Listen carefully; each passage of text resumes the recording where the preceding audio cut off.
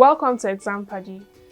Today we will learn something significant that happens in our bodies every time we eat: digestion.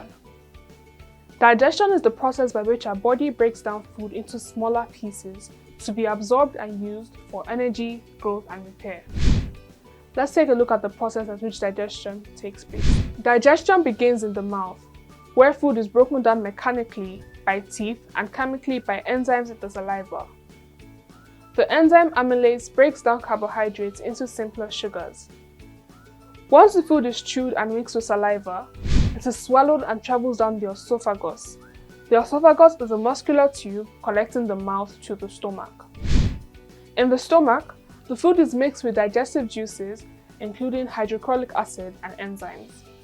The stomach muscles then churn and mix the food, breaking it into a liquid called chyme.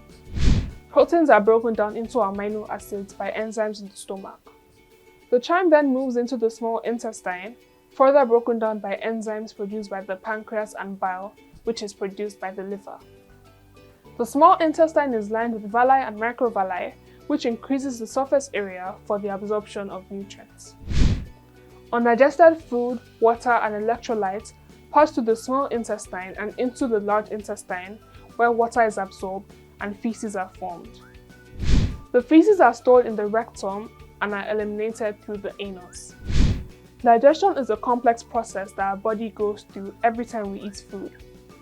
By taking care of the digestive system, we can ensure we are getting the nutrients we need to stay healthy and strong.